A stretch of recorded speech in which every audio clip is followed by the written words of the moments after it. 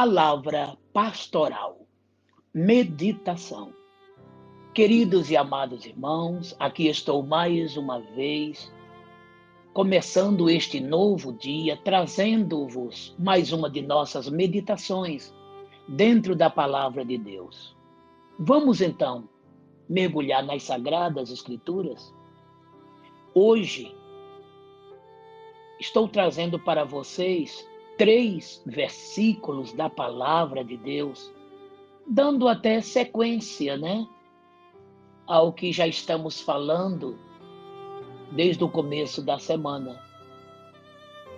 Anote aí, versículos 2, 3 e 4, da terceira epístola de João, que tem apenas um capítulo. Ele escreveu essa carta entre os anos 85 e 95 depois de Cristo. Bem próximo, assim, ao livro do Apocalipse. Há um presbítero de nome Gaio, que conforme ele fala no primeiro versículo, que na verdade ele muito o amava. E olha como ele fala nesses 3 versículos, 2, 3 e 4. 2. Amado, desejo que te vá bem em todas as coisas e que tenhas saúde, assim como bem vai a tua alma. Versículo 3.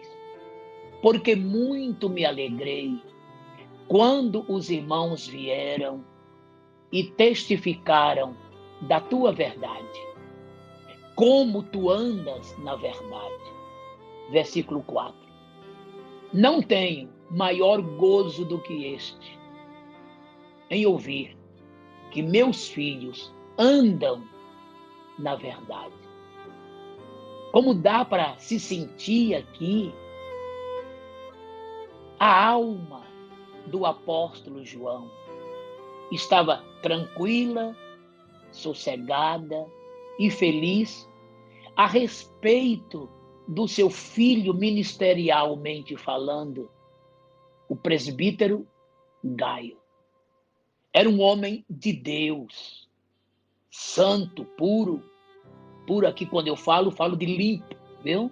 De um bom testemunho, que não somente falava a verdade, mas andava na verdade, defendia a verdade.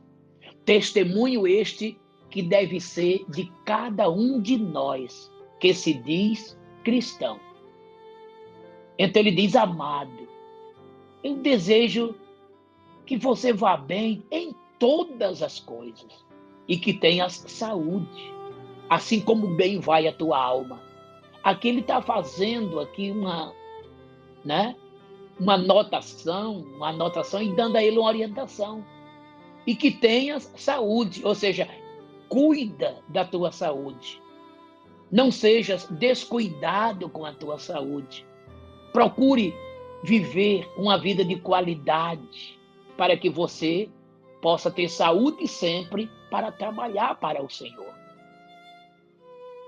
E ainda diz mais, e que tenhas saúde, assim como bem vai a tua alma. Então João sabia que aquele irmão tinha uma vida espiritual maravilhosa, sadia, com profundas experiências pessoais com Deus. No versículo 3 ele diz: porque muito me alegrei quando os irmãos vieram e testificaram da tua verdade, ou seja, do teu testemunho, da tua vida reta, íntegra, verdadeira, vivenciando um verdadeiro cristianismo. Como tu andas na verdade. Olha que coisa linda, irmãos. E por fim, no versículo 3, ele diz que para ele o maior gozo, o maior prazer que ele poderia ter como pastor era ouvir sempre de que seus filhos andavam na verdade. Vocês se lembram, do que temos meditado nessas nossas 2 últimas meditações, sobre o se apartar da iniquidade. Ontem falei sobre se purificar destas coisas que Deus não se agrada, né? E hoje, juntando tudo isto, se apartar da iniquidade, se purificar destas coisas, nada mais é do que andar na verdade, vivenciar a verdade, porque quem anda na verdade está andando com Cristo, segundo Cristo, de acordo com a sua vontade. Por quê? Porque essa verdade é quem? É Cristo. Em João 14:6, o que foi que ele disse? Eu sou o caminho, a verdade e a vida. Ninguém vem ao Pai senão por mim. Então, só por meio de Jesus, que é o caminho, que é a verdade, que é a vida, é que chegaremos ao Pai. E ele, Jesus, que é a verdade, olha o que ele disse em João 8, versículos 32 e 36, respectivamente. No 32 ele disse: conhecereis a verdade, e a verdade vos libertará. E o versículo 36: se, pois, o Filho vos libertar, verdadeiramente sereis livres. Isso quer dizer que Cristo, que é a verdade, por meio dela, nos dá a liberdade total, plena e para a eternidade. Na oração sacerdotal, Jesus Cristo orando ao seu Pai, no capítulo 17, versículo 17, ele disse assim ao Pai, né? Santifica-os na verdade. A tua palavra é a verdade. Então, a palavra de Deus, que é Jesus, que é a verdade, nele a verdade, somos santificados. Isto é, separados do pecado, do mundo e do mal. É o que eu disse ontem.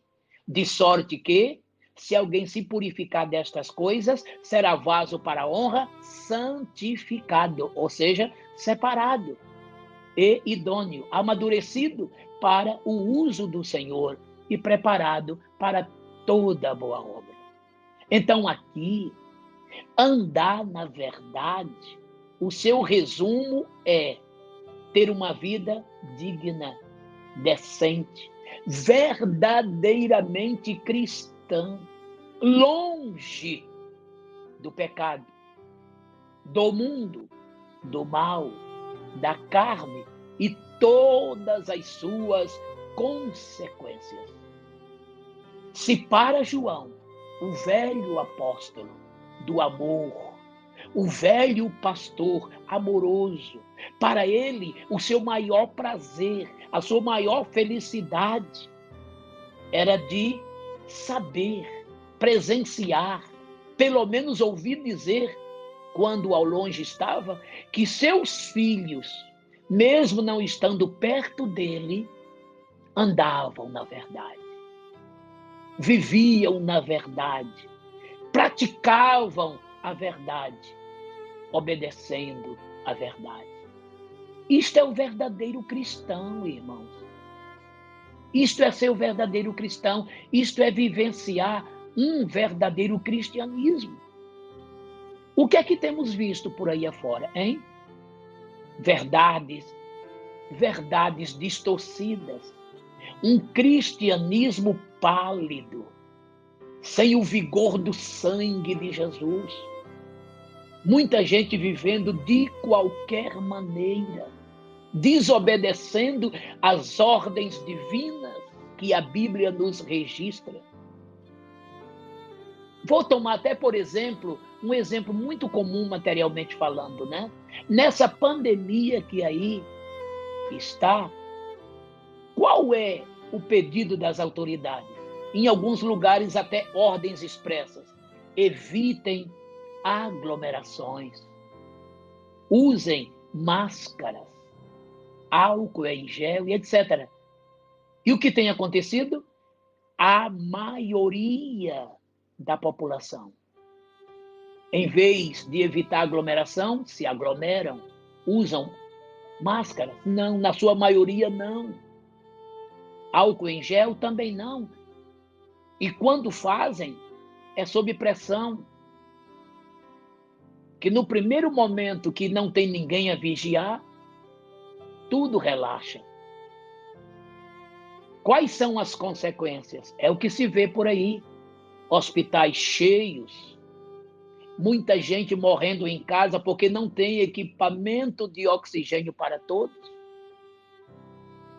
Levando para o campo espiritual, irmãos, muita gente está indo para o inferno por causa das aglomerações espirituais, misturam-se com o pecado,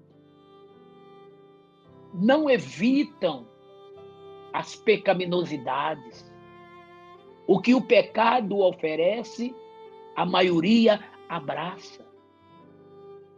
Muitos dentro da igreja procuram imitar tudo que o mundo oferece. Se um artista famoso lança qualquer tipo de moda ou de qualquer coisa, muitos já seguem e passam a praticar também. Falta personalidade, conhecimento bíblico, profundidade na experiência com Deus. A palavra é andar na verdade, viver a verdade.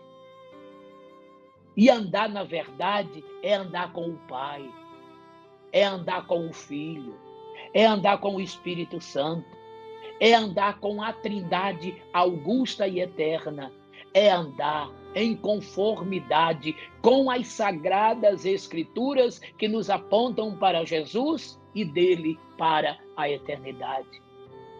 Já dizia o Senhor Jesus, errais em não conhecer as Escrituras e nem o poder de Deus. Mateus 22, 29. Jesus prossegue dizendo, examinai as Escrituras, porque cuidais ter nelas a vida eterna, e são elas que de mim testificam. João 5, 39. Temos feito isto, queridos, queridas? Temos examinado as Escrituras, mas o examinar que eu falo é na sua intensidade de não somente ler, mas praticar, vivenciar e ser um autêntico cristão, uma autêntica cristã à luz da Bíblia, à luz da palavra. Quando Jesus disse, conhecereis a verdade e a verdade vos libertará, sabe por que isto? É porque a verdade vai processando em cada um de nós, a cada dia, libertações. Daí a necessidade da santificação progressiva. A santificação, ela se divide em 3 estágios. Num primeiro momento, aquela santificação instantânea, ou seja, a posicional, que é aquela que no momento que você aceita a Jesus, naquele momento você já se torna um santo de Deus, uma santa de Deus, separados para Cristo. Parou aí? Não. Agora vai começar o lado progressivo da santidade. É ser santo a cada dia, cada vez mais e melhor, até alcançar a santificação futura, que é o arrebatamento da igreja, quando seremos separados do mundo para todo sempre, para estarmos juntinhos de Deus na glória celestial. Você está vendo? E essa santificação é processada pela verdade. A santificação progressiva e a nossa libertação progressiva, isto é fato. Por quê?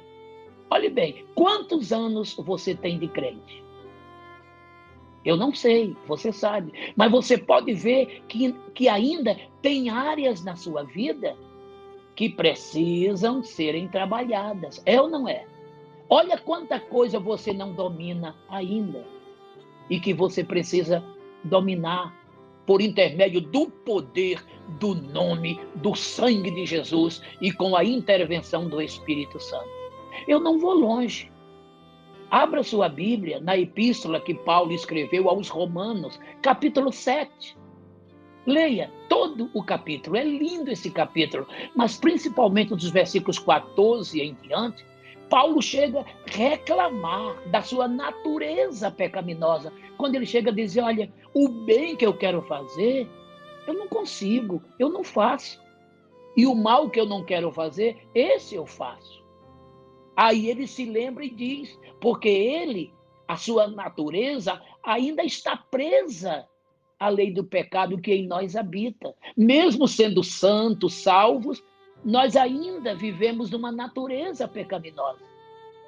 Então, é por isso que em determinados momentos, você pratica coisas que você não gostaria de praticar, das quais você se arrepende amargamente posteriormente. Ele chega a um ponto até de gritar, quão miserável homem que sou! Quem me livrará do corpo dessa morte? Só quando nos livrarmos deste corpo mortal é que ficaremos livres de nossa natureza pecaminosa. Mas, por fim, lá na frente, ele escrevendo aos Tessalonicenses, ele disse que quando essa trombeta tocar, nós ressuscitaremos para nos encontrarmos com Jesus nas nuvens e de lá para a eternidade. Mas ele fala de maneira mais clara ainda, quando ele escreve aos Coríntios, no capítulo 15, versículo de 51 a 54 da primeira epístola. Eis que aqui vos digo um mistério, nem todos dormiremos, mas todos seremos transformados num momento, num piscar de olhos, ante a última trombeta. E quando essa trombeta tocar, nós seremos arrebatados e também transformados. Aí ele fala, porque convém que isto que é mortal se revista da imortalidade. Isto que é corruptível se revista da incorruptibilidade.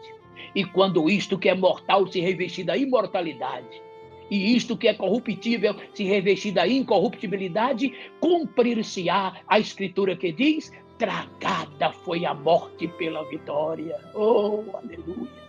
Aí sim, num novo corpo, num corpo glorificado, a nossa natureza pecaminosa desaparecerá. Como disse João, como ele é, o veremos e seremos semelhantes a ele. 1 João 3, 2. Aí, nem resquícios, nem sombra de pecado habitarão mais em nós. E por conta disto, desejos impuros, coisas do tipo, nunca mais em nós habitará. Aleluia! Aleluia! Aleluia! Mas para tudo isso, queridos, se faz necessário andar na verdade, praticar a verdade, vivenciar a verdade, obedecer a verdade e transmitir a outrem a verdade. E essa verdade nada mais é do que a palavra de Deus, as Sagradas Escrituras, que nos ensinam como andar, que também é o nosso Senhor Jesus Cristo, Salvador pessoal de cada um de nós. Agora, enquanto nesta vida estivermos, sempre estaremos sujeitos às paixões. Foi o que Tiago falou de Elias, né? Sendo Elias um homem sujeito às mesmas paixões que nós, Deus o ouviu, porque Elias lutava para não se entregar às paixões, e Deus o recompensou de tal forma que o arrebatou vivo para a glória celestial. Ele e Enoque são dois homens que não conheceram a morte. E muitos de nós também não conhecerão, porque se a trombeta tocar hoje, os que estão em Cristo serão transformados e também não experimentarão a morte. Não é lindo isso? Mas para isto, temos que andar na verdade. Para isto, temos que tomar cuidado e vigiar. E aí, sobre este coração, que devemos dele cuidar, estarei falando no dia de amanhã. Mas por enquanto, amados, a palavra é: quem professa a Cristo, aparte-se da iniquidade. 2 Timóteo 2,19. De sorte que se alguém se purificar destas coisas, será vaso para a honra e santificado para o uso do Senhor. 2 Timóteo 2,21. E tudo isso junto significa andar na verdade. Porque me alegrei muito quando os irmãos vieram, testificaram da tua verdade, como tu andas na verdade. E o meu maior gozo, tenho por maior gozo em ouvir que meus filhos andam na verdade. E este não era o sentimento só do pastor João, é o sentimento de todos os santos pastores que dos seus rebanhos cuidam. E o sentimento maior é o de Jesus e o de Deus, Pai, em ver seus filhos andando na verdade, para um dia, para sempre, ter um encontro com Ele nas nuvens e de lá para a glória celestial e eterna. Ande na verdade. Ande com Deus. Gênesis 6:9, Gênesis 5:24, Colossenses 2:6, Romanos 8:1. Andar com Deus, andar com Jesus, andar no Espírito Santo, andar com a Trindade, andar na verdade. O final desta caminhada é o céu de glória. Pense nisto. Deus te abençoe. Pai eterno, te louvo, Senhor. Dá-nos esta graça e condição de, na tua verdade, andarmos sempre, até contigo nos encontrarmos. Cura os enfermos, soluciones os problemas. Eu te imploro, em nome de Jesus. Amém. Eu sou o pastor Mário Souza, que te deseja um maravilhoso e abençoado dia. E receba o meu forte e afetuoso abraço.